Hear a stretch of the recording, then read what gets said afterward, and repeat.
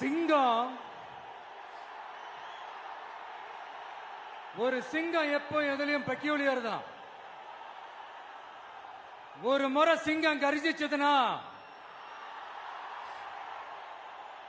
அந்த சவுண்ட்ல ஒரு 8 கிலோமீட்டருக்கு சும்மா அதிரும், எல்லா திசைகளும் அதிரும். அப்படிப்பட்ட அந்த சிங்கம் வேட்டைக்கு மட்டும்தான் வெளியில வரும், வேடிக்கை பார்க்கறதுக்கெல்லாம் வெளியில வராது.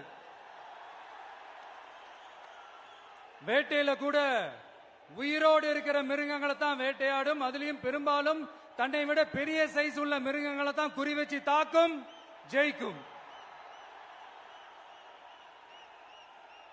எவ்வளவு பசியில் இருந்தாலும் உயிர் இல்லாததை, கெட்டு போனதை தொட்டு கூட பார்க்காது.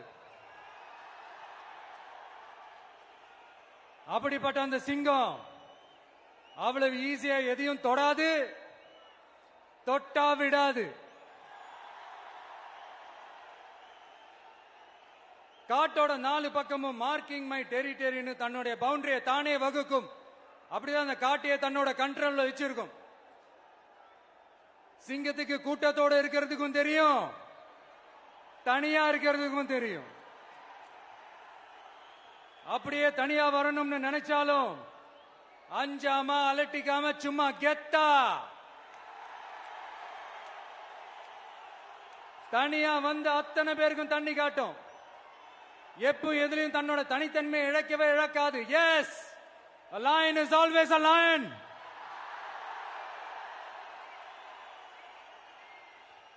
There are so many jackals and other animals in the forest, but there will be only one lion. And even if it is single, it will be the king of jungle. It is not only a description but also a clear declaration. சிங்கத்தை பத்தி பேசிட்டு நம்ம சிங்க குட்டிகளையும் சிங்க பெண்களையும் பத்தி நம்ம பேசாம இருக்க முடியுமா? அவங்கள எப்படி நான் மறப்பேன்? அவங்க தான் என்னுடைய உயிராச்சே, என் நெஞ்சில் குடியிருக்கும்.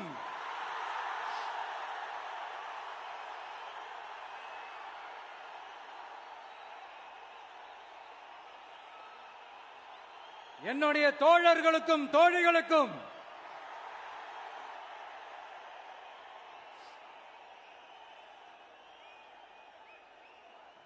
நேர்ல வர முடியாத சூழல்ல வீட்ல இருந்துகிட்டே நம்மளோட இந்த மாநாட்டில் நேரலை வாயிலாக கலந்துகிட்டு இருக்கிற என்னுடைய அம்மாக்கள், அக்கா தங்கைகள், அண்ணன் தம்பிகள், நண்பர்கள் அனைவருக்கும் என்னோட உயிர் வணக்கம்.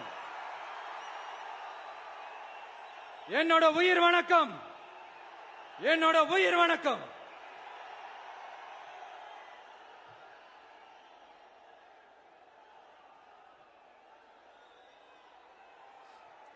வீரம் விளையும் மாமதுரை மண்ணை வணங்குகிறேன்.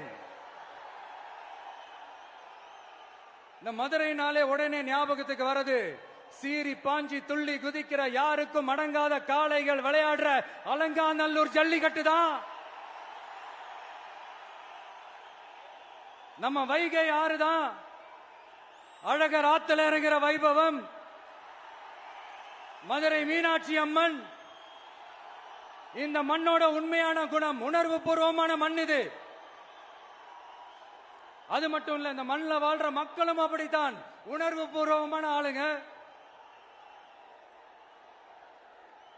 நான் இந்த மண்ணில் கால் எடுத்து வச்ச உடனே ஒரே ஒருத்தரை பத்தி தான் மனசுக்குள்ள ஓடிக்கிட்டே இருந்தது. அவர் யாருன்னு உங்களுக்கும் தெரிஞ்சிருக்கும். சினிமானாலும் சரி, அரசியல்னாலும் சரி, நமக்கு ரொம்ப ரொம்ப பிடிச்சது புரட்சி தலைவர் எம்ஜிஆர் அவர்கள் தான். அவரோட பழகிறதுக்கு எனக்கு வாய்ப்பு கிடைக்கல.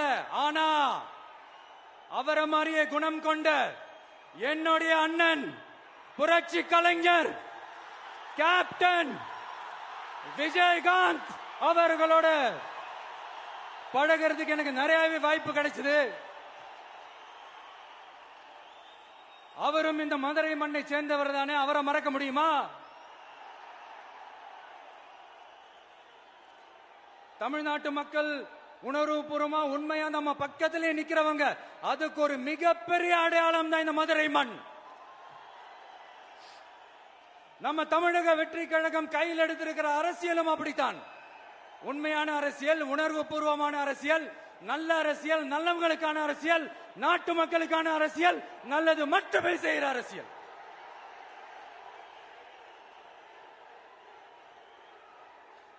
இதோ நம்மளுடைய இந்த இரண்டாவது மாநில மாநாடு வாகை சூடும் வரலாறு திரும்புகிறது. அப்படி இந்த மாநாட்டுக்கு பேர் வச்சிருக்கிறோம். 1967லயும் 1977லயும் நம்ம தமிழக அரசியல் ஒரு மிகப்பெரிய ஆட்சி அதிகார மாற்றங்கள் ஒண்ணு நடந்துச்சு இல்லையா? அதே மாதிரிதான் அடுத்த வருஷம் 2026ல அப்படி ஒரு வரலாறு திரும்ப போகுதுன்னு உறுதியா சொல்றதுக்கான மாநாடு தான் நம்மளோட இந்த இரண்டாவது மாநில மாநாடு. விக்கிரவாண்டி விசாலையில் நம்மளுடைய ஃபர்ஸ்ட் மாநாடு நடத்தணும், வெற்றி கொள்கை திருவிழா. அதுக்கப்புறமே நீங்க பார்த்திருப்பீங்க, தமிழக அரசியல் அந்த தட்ப வெப்பத்தையே மாத்தினுச்சு. நமக்கு எதிராக எத்தனை குரல்கள். ஆனா உங்களுக்கு தான் நம்மளை பத்தி நல்லா தெரியுமே, எந்த குரலையும் காதலையே போட்டுக்காம மக்களோட குரலை மட்டுமே கேட்டுக்கிட்டு நமக்கு எதிராக வர அத்தனை கூக்குரல்களையும் சின்னதா ஒரு சிரிப்போடவே கடந்து வந்திருக்கிறோம். அது இல்லாம நம்ம மாநாட்டில் ஒலிக்கிற இந்த குரல் இந்த ஒற்றை தமிழ் மகனோட குரல் மட்டுமல்ல, ஒட்டுமொத்த தமிழ்நாட்டு மக்களுடைய குரல். தமிழ்நாட்டில் இருக்கிற ஒவ்வொரு வீட்டில இருந்தும் ஒலிக்கிற குரல். ஒட்டுமொத்த உலகெங்கும் வாழும் ஒவ்வொரு தமிழ் வீட்டிலிருந்தும் எழும் குரல். இந்த சினிமா என்கிற மாபெரும் கலை ஆயுதத்தின் வாயிலாக சாதி, மதம், இனம், பாலினம், மொழி கடந்து இந்த நாட்டின் மூளை முடுக்கெங்கும் ரசிகர்களாக இருந்து தோழர்களாக நம்மோடு பயணிக்க துவங்கியுள்ள அனைவரோடும் இணைந்த ஒவ்வொரு மனிதருக்காகவும் ஒலிக்கிற உரிமை குரல். மாநில உரிமைக்காக, பெண் உரிமைக்காக, சமூக நீதிக்காக, சமநீதிக்காக, மதச்சார்பின்மைக்காக உண்மையா ஒலிக்கிற குரல். அதனால் இந்த குரலுக்கு எதிராக இன்னும் இன்னும் எத்தனை எத்தனை குரல்கள் வந்தாலும் ஓங்கி ஒலிக்குமே தவிர ஒரு நாளும் ஓயவே ஓயாது. Yes, it is an unstoppable voice, an unstoppable force.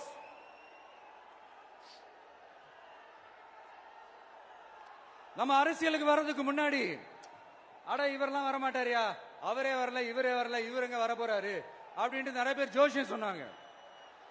அப்புறம் நம்ம கட்சியினுடைய பேர் அறிவிச்சதுக்கு அப்புறம் பேரு தானே அறிவிச்சிருக்கிறாரு, மக்கள் கிட்ட பேரு வாங்கணும்ல, அதெல்லாம் முடியாதுன்னாங்க. அப்புறம் ரொம்ப முக்கியமா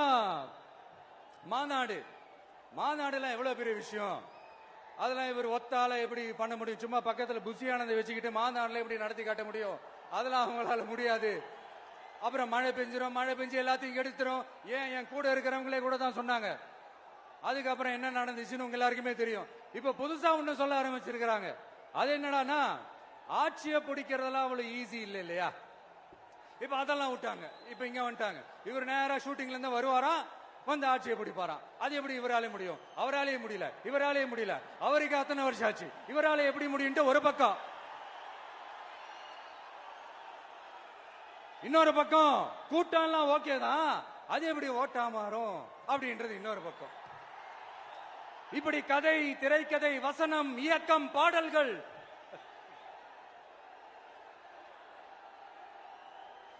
அதனால இந்த அரசியல் ஆய்வாளர்களுக்கு நான் சொல்றதெல்லாம் ஒன்னேதான், நல்லா கேட்டுக்கங்க. இந்த விஜய் ஏதோ இந்த பல லட்சம் பேர் கூடுற கூட்டத்தில் மட்டுமே இருக்கிறாரு அப்படின்னு மட்டும் தப்பு கணக்கு போட்டாதீங்க. ஏன்னா நம்மளுடைய இந்த கூட்டம் வெறும் ஓட்டா மட்டும் இல்லைங்க, வரப்போற தேர்தலில் மக்கள் விரோத ஆட்சியாளர்களுக்கு நாம வைக்க போற வேட்டா, நம்மளை கோட்டைக்கு அனுப்ப போற ரூட்டா இருக்க போதுன்னு சீக்கிரமாவே தெரிஞ்சுப்பீங்க. ஏன்னா கோடிக்கணக்கானவங்களோட ஹார்ட்லயும் வீட்லயும் ஏற்கனவே ஆல்ரெடி உயிரா, உணர்வா, உறவா இருக்கிறோம். நம்மளுடைய கனெக்ட் எல்லாம் வெறும் மக்களோட மட்டும்தான். நாம யாருன்னு அவங்களுக்கு தெரியும், அவங்க யாருன்னு நமக்கு தெரியும். நாமளும் நம்ம மக்களும் எப்படி இருக்கிறோம்னு எதிரிங்களுக்கு நல்லாவே தெரியும். இருந்தாலும் இந்த விஜய் எதுக்குப்பா வந்திருக்கிறாரு, இவர் என்ன புதுசா என்ன திட்டம்லாம் சொல்லிட்டாரு அப்படின்னு வேற நிறைய கேள்விகள். இந்த சொல்றேன் தெரிஞ்சுக்கங்க.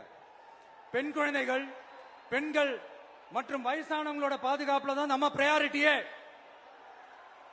அடுத்து இளைஞர்கள், உழவர்கள், உழைப்பாளர்கள், நெசவாளர்கள், மீனவர்கள், ஆதரவற்ற முதியோர்கள், மாற்றுத்திறனாளிகள், மூன்றாம் பால் இனத்தவர்கள்னு இன்னும் யாருக்கெல்லாம் கவர்மெண்டோட ஒரு ஸ்பெஷல் அட்டென்ஷன் தேவையோ அவங்க எல்லாருக்குமான ஒரு கவர்மெண்ட் அமைக்கிறது தான் நம்ம இலக்கே.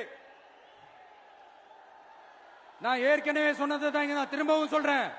நம்மளுடைய இந்த தமிழக வெற்றி கழகம் ஏதோ அரசியல் ஆதாயத்துக்காக தொடங்கப்பட்ட கட்சியெல்லாம் கிடையாதுங்க.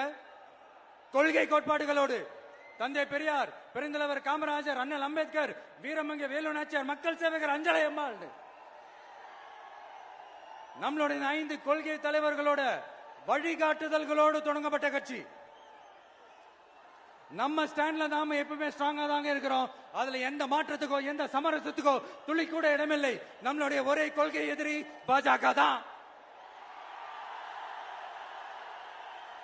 நம்மளுடைய ஒரே அரசியல் எதிரி திமுக தான். எப்படி? நம்மளுடைய ஒரே கொள்கை எதிரி, நம்மளுடைய ஒரே அரசியல் எதிரி ஏதோ அண்டர் கிரவுண்ட் ஆதாயத்துக்காக டீல் போட்டுக்கிட்டு டீல் பேசிக்கிட்டு இந்த அலையன்ஸ் வச்சுக்கிட்டு இந்த ஊரை ஏமாத்துற கட்சி எல்லாம் நம்ம டிவிக்கே கிடையாதுங்க. யாருக்காகவும் எதுக்காகவும் எந்த பயமும் கிடையாது. மாபெரும் பெண்கள் சக்தி நம்மளோட இருக்கிறாங்க, மாபெரும் இளைஞர்கள் சக்தி நம்மளோட இருக்கிறாங்க, ஒட்டுமொத்த தமிழ்நாட்டு மக்களுடைய சக்தி நம்மளோட நிக்கிறாங்க. அப்படி இருக்கும்போது இந்தியாவில் இருக்கிற எல்லா ஸ்டேட்லயும் வாழ்ற நம்ம தமிழ் நெஞ்சங்கள் மட்டும் இல்ல, உலகம் பூரா 100க்கும் மேலான நாடுகள்ல வாழ்ற நம்ம தாய் தமிழ் உறவுகள் எல்லாருமே என்ன விஜய் தளபதி விஜய் இல்லனா விஜய் தளபதி இப்படி சொந்தம் கொண்டாடுற கோடிக்கணக்கானவங்களோட அன்பு மாசியும் நம்மளோட இருக்கும் போது, இவங்க எல்லாருமே நம்மளோட நிக்கும் போது எதுக்குங்க இந்த பாசிச பாஜகவோட நேரடி கூட்டணியோ இல்ல மறைமுக கூட்டணியோ உறவு வச்சுக்க? நாம என்ன உலகமாக ஊழல் கட்சி? என்ன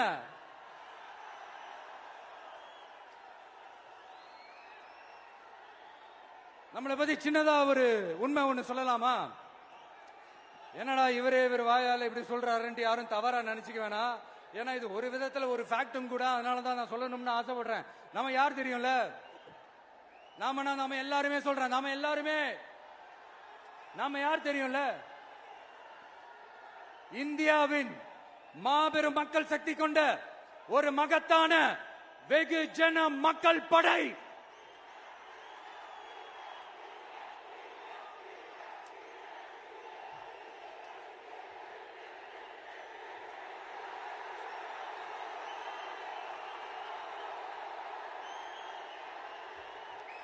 அதனால நம்ம தலைமையில நாம் அமைக்க போற இந்த உண்மையான மக்களாட்சிக்கான அச்சாரமாக மாபெரும் மக்கள் சக்தியே அணி அணியாக நம்மளோட திரண்டு நிக்கிறப்போ இந்த அடிமை கூட்டணியில சேர வேண்டிய அவசியம் நமக்கு இருக்குங்க. நம்மளுடைய இந்த கூட்டணி சுயம் இழந்த கூட்டணியால இருக்காது, சுய மரியாதை கூட்டணியா தான் இருக்கும். இந்த ஒரு பக்கம் RSS கிட்ட அடிபணிஞ்சுக்கிட்டு, இன்னொரு பக்கம் மதச்சார்பற்ற கூட்டணின்னு இந்த மக்களை ஏமாத்துற கூட்டணியால நம்ம கூட்டணி இருக்காது.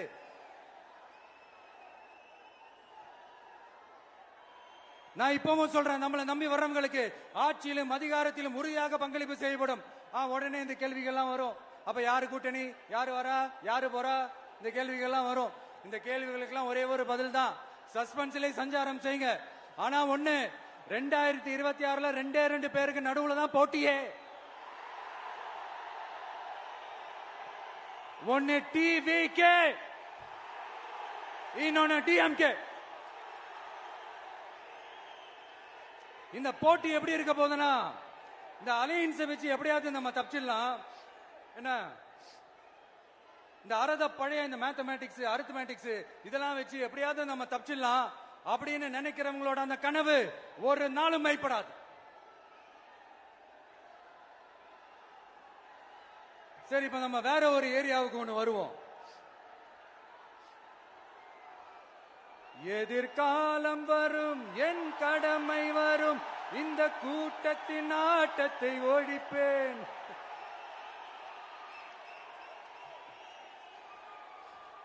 மக்கள் அரசியல் என்ற அந்த சவுக்க கையில் எடுக்கலாமா? யாருக்கு எதிரான தானே கேக்குறீங்க? வேற யாரு? மறைமுக உறவுக்காரர்களான பாசிச பாஜகவும் பாய்சன் திமுகவும் தான். மாண்புமிகு பிரதமர் நரேந்திர மோடிஜி அவர்களே, 3வது முறையா ஒன்றியத்தோட ஆட்சி அதிகாரத்தை நீங்க தானே கையில வச்சிருக்கிறீங்க. இல்ல நாங்க தெரியாம தான் கேட்கிறோம். நீங்க ஆட்சிக்கு வந்தது ஒட்டுமொத்த மக்களுக்கும் நல்லது செய்யவா, இல்ல நம்மளுடைய இந்த இஸ்லாமிய நண்பர்களுக்கும் இஸ்லாமிய தோழர்களுக்கும் எதிராக சதி செய்யவா? மக்களுக்கு உங்ககிட்ட கேட்கறதுக்குன்னு ஏராளமான கேள்விகள் இருக்குது. அதனால அவங்க சார்பா அவங்கள ஒருத்தனா அவங்களோட ஒரு உண்மையான ஒரு பிரதிநிதியா உங்ககிட்ட சில கேள்விகள் கேட்கணும். மிஸ்டர் பிரைம் மினிஸ்டர் அவர்களே, நம்ம தமிழ்நாட்டு மீனவர்கள் கிட்டத்தட்ட ஒரு 800 பேருக்கு மேல இலங்கை கடற்படையால தாக்கி அழிக்கப்பட்டிருக்கிறாங்க. அதை கண்டிக்கிறதுக்காக உங்களை பெருசா எதுவும் செய்ய சொல்லல, சின்னதா ஒண்ணே ஒண்ணு மட்டும் செஞ்சு கொடுங்க. இனிமேலாச்சும் எங்களுடைய மீனவர்கள் பாதுகாப்பா இருக்கிறதுக்காக இந்த கச்சத்தீவை இலங்கை கிட்ட இருந்து மீட்டு கொடுத்துருங்க, அது போதும். உங்களுடைய இந்த முரட்டு பிடிவாதத்தால நீங்க நடத்துற இந்த நீட்டு தேர்வு, அதனால இங்க என்னென்ன நடக்குதுன்னு சொல்றதுக்கே மனசு வலிக்குது. அதனால அந்த நீட்டு தேர்வு தேவையில்லைன்னு அறிவிச்சிருங்க, அது போதும். செய்வீர்களா திரு நரேந்திரபாய் தாமோதர் மோடிஜி அவர்களே? எங்களுக்கு என்னென்ன தேவையோ என்னென்ன நல்லதோ அதெல்லாம் செய்ய மாட்டேங்கிறீங்க. ஆனா ஆட்சி அதிகாரத்தை மட்டும் கையில வச்சுக்கிட்டு மக்களை ஏமாத்த நேரடியாக ஒரு பாசிச பாஜக அடிமை கூட்டணி ஒண்ணு. அடுத்து உங்களோட இந்த மைனாரிட்டி ஆட்சியை ஓட்டுறதுக்காக மறைமுகமாக RSS அடிமை குடும்பம்னு இன்னொரு கூட்டணி. இப்படி மக்கள் சக்தியே இல்லாத இந்த ஊழல் கட்சிகளை மிரட்டி அடிபணிய வச்சு 2029 வரைக்கும் சொகுசு பயணம் போயிடலாம்னு திட்டம் தீட்டி வச்சிருக்கிறீங்க. அதானே ஜி? என்ன ஜி? ஒண்ணு மட்டும் சொல்றேன், தெரிஞ்சுக்கங்க.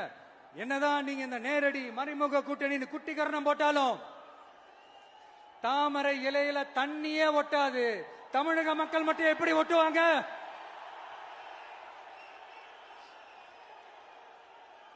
இங்க ஒரு MP சீட்டு கூட தரலன்றதுக்காக தமிழ்நாட்டுக்கும் தமிழ்நாட்டு மக்களுக்கும் எதுவுமே செய்யாம ஓரவஞ்சனை செய்யுது இந்த ஒன்றிய பாஜக அரசு. சங்கம் வச்சு தமிழ் வளர்த்த மண் இந்த மதுரை மண். அதனால இங்க அந்த கீழடியில கிடைச்ச ஆதாரங்களை எல்லாம் மறைச்சிட்டு எங்க நாகரிகத்தையும் எங்க வரலாறையும் அழிக்கிறதுக்காக உள்ளடி வேலை செய்யலாம்னு நினைக்கிறீங்க. தமிழ்நாட்டை தொட்ட என்ன நடக்கும் நீங்க பல உதாரணங்கள் இருக்குது. அதனால இதையெல்லாம் மறைச்சிட்டு எங்க மக்களை ஏமாத்திடலாம்னு மட்டும் நினைக்காதீங்க. மத நல்லிணக்கத்திற்கு பெயர் பெற்ற இந்த மதுரை மண்ணிலிருந்து சொல்றேன், உங்க எண்ணம் எல்லாம் ஒரு நாளும் ஈடேறாது.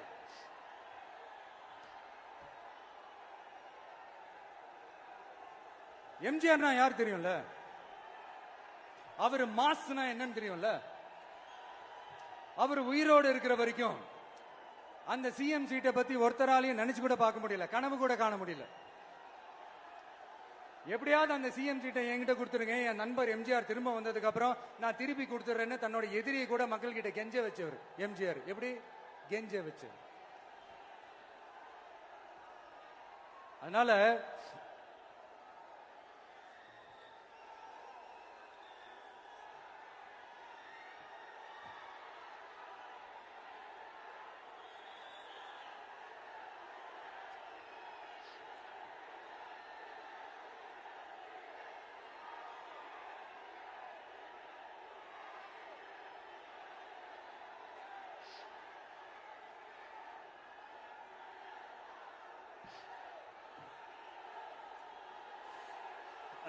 ஆனா இப்போ அவர் ஆரம்பிச்ச அந்த கட்சியை, எம்ஜிஆர் அவர்கள் ஆரம்பிச்ச அந்த கட்சியை கட்டி காக்கிறது யாரு? இன்னைக்கு அந்த கட்சி எப்படி இருக்குது?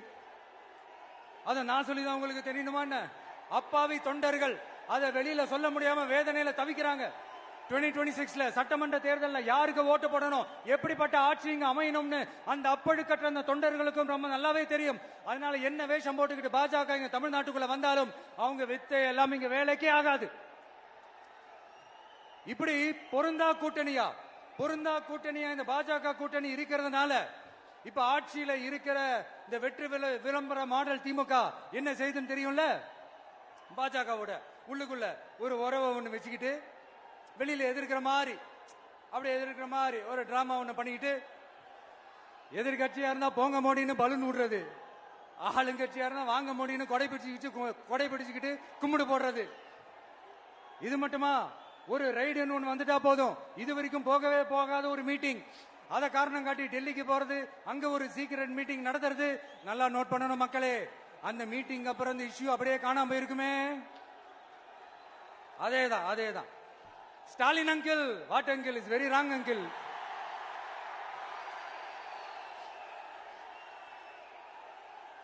இப்படி தமிழ்நாட்டில் இப்ப நடக்கிற இந்த ஆட்சியினுடைய லட்சணத்தை பார்த்துக்கிட்டு நாம எப்படி சும்மா இருக்க முடியும்? ஒரு தவறு செய்தால், அதை தெரிந்து செய்தால், அவர் கபட நாடக மு.க. ஸ்டாலின் அங்கிளாகவே இருந்தாலும், அங்கிள் உங்களுக்கு மனசாட்சின்னு ஒண்ணு இருந்துச்சுன்னா நாங்க கேட்கிற கேள்விகளுக்கு மட்டும் கொஞ்சம் பதில் சொல்லுங்க அங்கிள். நீங்க நடத்துற இந்த ஆட்சியில நேர்மை இருக்கா? நியாயம் இருக்கா? ஊழல் இல்லாம இருக்கா? சட்டம் ஒழுங்கு சரியா இருக்கா? பெண்களுக்கு பாதுகாப்பு இருக்கா? பொதுமக்களுக்கு பாதுகாப்பு இருக்கா? இயற்கை வளங்களுக்கு பாதுகாப்பு இருக்கா? சொல்லுங்க மை டியர் அங்கிள், சொல்லுங்க. டாஸ்மாக்ல மட்டுமே இது வரைக்கும் 1000 கோடிக்கு மேல ஊழல் சொல்றாங்க. அதுல மட்டுமா தப்பு நடக்குது? வேற எதுல தான் நடக்கல? உலகத்திலே மிஸ்டர் கிளீன் ரெக்கார்ட்ஸ் எல்லாம் உங்களுக்கும் உங்க கூட இருக்கிறவங்களுக்கும் மட்டும்தான் அங்கிள் கொடுக்கணும். இத பார்த்து வாயே இல்லாத ஊரு கூட வயிறு வலிக்கு சிரிக்குது. பெண்களுக்கு 1000 ரூபாய் கொடுத்துட்டீங்கன்னா போதுமா அங்கிள்? அப்படியே அது மூடி மறைச்சிடலான்னு பாக்குறீங்களா? படிக்கிற இடத்துல, வேலைக்கு போற இடத்துல, வெளியில போற இடத்துலன்னு அவங்களுக்கு பாதுகாப்பே இல்லைன்னு ஒட்டுமொத்த பெண்களும் கதறாங்க. அந்த கதறல் சத்தம் ஏதாவது உங்க காதுல கேக்குதா அங்கிள்? இதுல வேற உங்க அப்பான்னு கூப்பிடுறாங்கன்னு வேற சொல்றீங்க. What is this uncle? Is very very wrong uncle, is very very wrong. பெண்களுக்கு மட்டுமா பொய் வாக்குறுதி கொடுத்து ஏமாத்துறீங்க? அரசு ஊழியர்கள், ஆசிரியர்களை ஏமாத்துறீங்க, விவசாயிகளை ஏமாத்துறீங்க, பரந்தூர்ல பாதிப்பே வராதுன்னு சொல்லி ஏமாத்துறீங்க, மீனவர்களை ஏமாத்துறீங்க, போதைப் பொருள் கலாச்சாரத்தை ஒழிக்காம ஏமாத்துறீங்க. ஐயோ, very very first uncle, very very first. எப்படி கேட்டாலும் இவங்க கிட்ட இருந்து எந்த பதிலும் வர போறதில்லை. ஏன்னா இருந்தா தானே. இப்ப ஆட்சியில இருக்கிற நம்மளுடைய அங்கிள் பதில் சொல்றது இருக்கட்டும். மக்களை நீங்க சொல்லுங்க, நீங்க உண்மையை சொல்லுங்க. செய்வோம்னு சொன்னாங்களே, சொன்னதெல்லாம் செஞ்சாங்களா? உங்களை தான் கேக்குறேன், சொன்னதெல்லாம் செஞ்சாங்களா? சத்தமா மை டியர் அங்கிள், கேக்குதா? மக்களோட சத்தம் கேக்குதா? இது வெறும் சாதாரணமான முழக்கம் தான். கூடிய சீக்கிரம் மக்களை போய் சந்திக்க போறேன், அவங்களோட மனசு விட்டு பேச போறேன். அதுக்கப்புறம் இந்த சாதாரணமான முழக்கம் இடி முழக்கமா மாறும். அத்தோட நிக்காது. அந்த இடி முழக்கம் தமிழ்நாட்டோட போர் முழக்கமா மாறும். அந்த போர் முழக்கம் உங்களை ஒரு நிமிஷம் கூட தூங்க விடாது. நடக்குதா இல்லையான்னு பாருங்க. என்னடா இவன் இவ்வளவு ஸ்ட்ராங்கா சொல்றானேன்னு பாக்குறீங்களா? எல்லாரும் கட்சி ஆரம்பிச்சதுக்கு அப்புறம் தான் ஒவ்வொரு வீட்டுக்குள்ளேயும் போறதுக்கு ட்ரை பண்ணுவாங்க. ஆனா நாங்க அப்படி இல்லை. ஒவ்வொரு வீட்டுக்குள்ளேயும் போனதுக்கு அப்புறம் தான் கட்சியாவே ஆரம்பிச்சிருக்கிறோம்.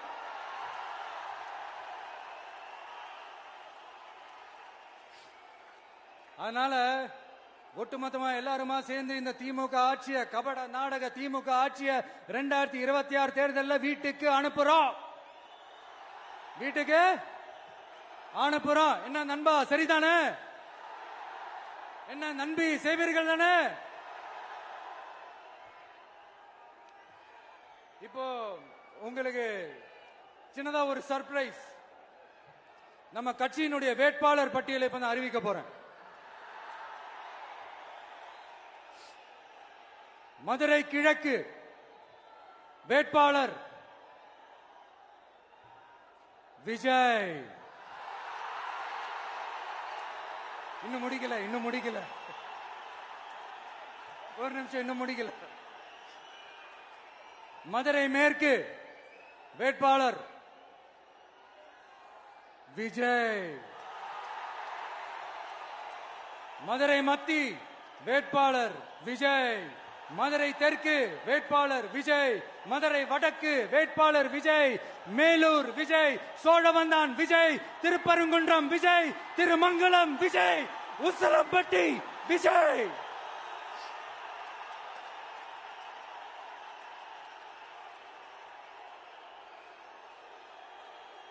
என்னடா எல்லா தொகுதியிலையும் ஒரே வேட்பாளர்னு பாக்குறீங்களா? 234 தொகுதியிலையும் இந்த விஜய் தான், அதாவது உங்க விஜய் தான் உங்க சின்னம். இன்னும் சிம்பிளா சொல்லணும்னா உங்க வீட்டில் இருக்கிற ஒருத்தர் தான் வேட்பாளரா நிக்க போறாங்க. அந்த வேட்பாளரும் நானும் வேறு வேறு இல்லை. நீங்க அவருக்கு ஓட்டு போட்டீங்கன்னா எனக்கு ஓட்டு போட்ட மாதிரி, இந்த முகத்துக்காக நீங்க ஓட்டு போட்டீங்கன்னா உங்க வீட்டில் இருக்கிற உங்களுடைய வேட்பாளர் ஜெயிச்ச மாதிரி. என்னடா இவர் ஏதோ ஓவரா சொல்றாருன்னு நினைக்க வேணாம். பிராக்டிக்கலா அப்படிதான் இருக்கும், அப்படிதான் இருக்கணும். நீங்களும் அப்படிதான் நினைப்பீங்கன்னு நான் நம்புறேன். ஏன்னா இது நம்மளை விட நம்ம எதிரிங்களுக்கு இன்னும் நல்லாவே தெரியும். அதனால எல்லாம் இந்த அதிகார பலம் எல்லாத்தையும் தூக்கிட்டு வந்துருவாங்க.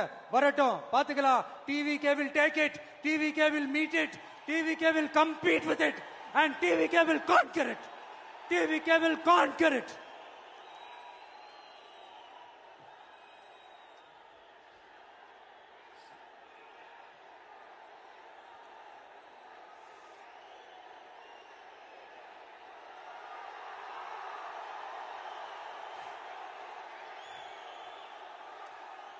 இந்த நேரத்துல நம்ம மனசுல இருக்கிறத மக்கள் கிட்ட சொல்லி ஆகணும். தூத்துக்குடி ஸ்னோலினோட அம்மா என்ன அவங்களோட தம்பி, இன்னும் அவங்க பொண்ணுக்கு நான் தாய் மாமன்னு சொன்னாங்க. அந்த அக்காவோட குழந்தைங்க மட்டும் இல்லைங்க, என்ன அண்ணனா தம்பியா நினைக்கிற தமிழ்நாட்டில் இருக்கிற என்னோட எல்லா சகோதரிகளின் குழந்தைகளுக்கும் நான் இன்னைக்கு மட்டும் இல்ல என்னைக்குமே ஒரு தாய் மாமனா தான் இருப்பேன்.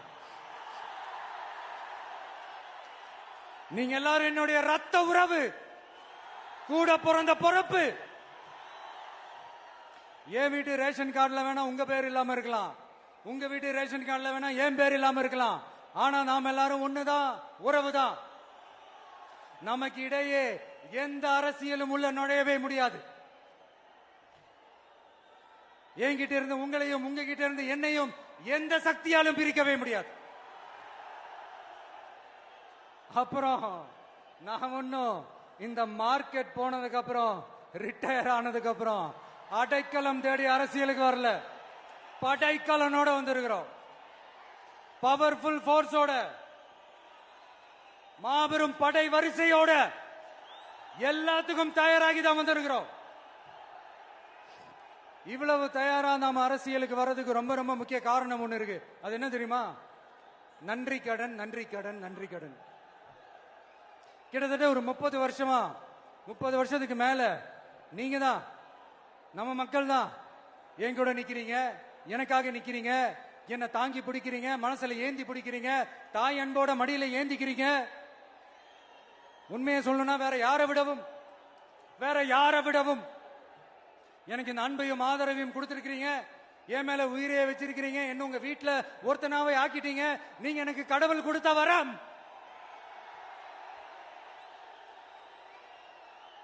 உலகம் பூரா நமக்காக நம்ம கூட நிக்கிற நம்ம மக்களை நான் எப்படி மறப்பேன்? நான் என் லைஃப்ல ரொம்ப உயிரா நினைக்கிறதே பெண்களை, குழந்தைங்களை, இளைஞர்களை, உழைக்கிற மக்களை தான். இவங்க தான் நம்மளோட வகைரா. இத பார்த்துதான் நம்மளோட எதிரிகளுக்கு பத்தி எரியுது. அதுக்காக நாம என்ன செய்ய முடியும்? அதனால நம்ம உறவுகளை, சொந்தத்தை, வகைராவை யாருக்காகவும் எதுக்காகவும் விட்டு கொடுக்க முடியாது இல்லையா? Here at this moment among this August gathering, I want to open my heart and say I enjoy people, I respect people, I worship people.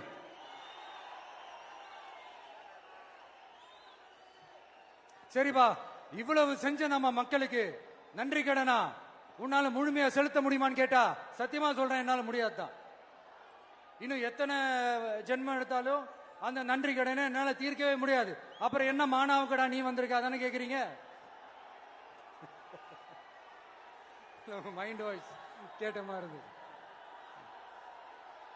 வாழ்நாள் முழுக்க நம்ம மக்களுக்காக ஆதரவா துணையா நிக்கிறத தவிர, அவங்களுக்காக உழைக்கிறத தவிர எனக்கு வேற எந்த எண்ணமும் இல்ல. எனக்கு இப்ப வேற வேலையும் இல்லை. இனிமே எனக்கு இதுதான் என் வேலையே, என் கடன் இனி என் மக்களுக்கு பணி செய்து கிடப்பதே. இப்படியா ஹார்ட் டு ஹார்ட் யதார்த்தமா பேசிய பழகிட்டோம். இதுக்கு மேலேயும் எனக்கும் மக்களுக்கும் இடையே இருக்கிற அந்த உறவை பத்தி நான் பேச ஆரம்பிச்சேன்னா ஒரு மாதிரி எமோஷனல் ஆயிடுவேன். அப்புறம் அதை கண்ட்ரோல் பண்றது ரொம்ப கஷ்டம். அதனால என்ன மனசார நேசிக்கிற நம்ம மக்களுக்கு ஒன்னே ஒன்னு சொல்றேன். இந்த விஜய் உங்க விஜய், உங்களுக்கான விஜய், உங்களுக்காக மட்டுமே இருக்கிற விஜய். உங்க கூட நிக்க, உங்களுக்காக நிக்க, உண்மையா நிக்க, உணர்வோட நிக்க, உறுதியா நிக்க, உங்க கூட பேச, உங்களுக்காக பேச, உண்மையா பேச, உணர்வோட பேச, உறுதியா பேச, உங்களுக்காக சேவை செய்ய உங்க விஜய் நான் வர.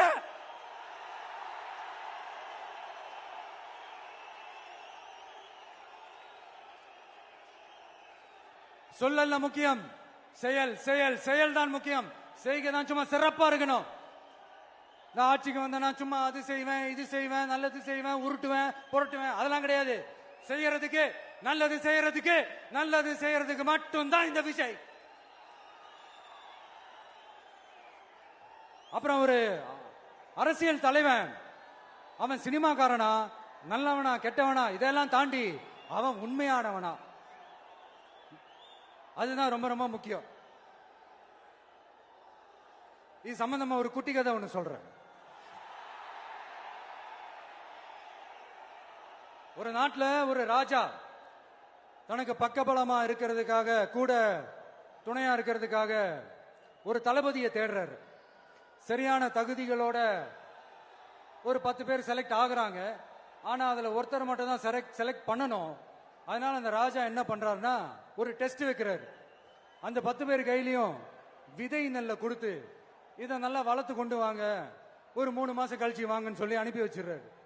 3 மாசம் கழிச்சு வரும்போது அதுல ஒருத்தர் ஆளு உயரத்துக்கு வளர்த்திருந்தாரு, ஒருத்தர் தோல் உயரத்துக்கு வளர்த்திருந்தாரு. அதுல ஒரு 9 பேரும் நல்லா வளர்த்து கொண்டு வந்திருந்தாங்க. ஒருத்தர் மட்டும் வெறும் தொட்டியோடவே வந்தாரு. என்னன்னு கேட்டதுக்கு, நானும் தண்ணி ஊத்தி ஊத்தி பாக்குறேன், உரம் வச்சு வச்சு பாக்குறேன், வளரவே மாட்டேங்குது ராஜா, என்ன பண்றதுன்னு தெரியலன்னு சொன்னதுக்கு ராஜா அவரை கட்டி அணைச்சிக்கிட்டு, இனிமே நீதான் என்னுடைய தளபதி, எல்லா அதிகாரமும் உனக்கு தான் சொன்னாரு. ஏன்னா அந்த 10 பேர் கையிலையும் ராஜா கொடுத்தது அவித்த விதை நெல், அது முளைக்கவே முளைக்காது. அந்த 9 திருட்டு பயலும் என்ன பண்ணிருக்காங்கன்னா வேற விதை நெல்ல வாங்கி அதை வளர்த்துட்டு ராஜாவையும் மக்களையும் ஏமாத்திருக்கிறாங்க. ஆனா இவர் மட்டும் உண்மையை போட்டு உடைச்சிட்டார். அதனால ஒரு நாட்டுக்கு திறமை எந்த அளவுக்கு முக்கியமோ அந்த அளவுக்கு உண்மையும் நேர்மையும் முக்கியம். இப்போ நீங்க எல்லாரும் தான் அந்த ராஜா. நீங்க தேர்ந்தெடுக்க போற அந்த தளபதி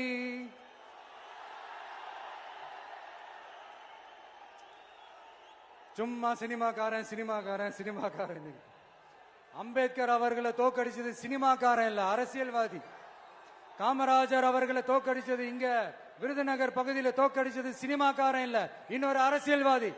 இன்னைக்கும் நம்ம கூட வாழ்ந்துட்டு இருக்கிற நல்ல கண்ணு ஐயாவை தோக்கடிச்சது சினிமாக்காரன் இல்ல, அரசியல்வாதி. இப்படிப்பட்ட நல்ல நல்ல தலைவர்களை எதிர்த்து நின்று தோக்கடிக்கணும்னு அந்த எண்ணத்தை உருவாக்குனது சினிமாக்காரன் இல்ல, அரசியல்வாதி. அதனால எல்லா அரசியல்வாதியும் அறிவாளியும் கிடையாது, எல்லா சினிமாக்காரனும் முட்டாளும் கிடையாது. கான்பிடண்டா இருங்க, நல்லதே நடக்கும், வெற்றி நிச்சயம். மீண்டும் சந்திக்கும் வரை நன்றி, வணக்கம்.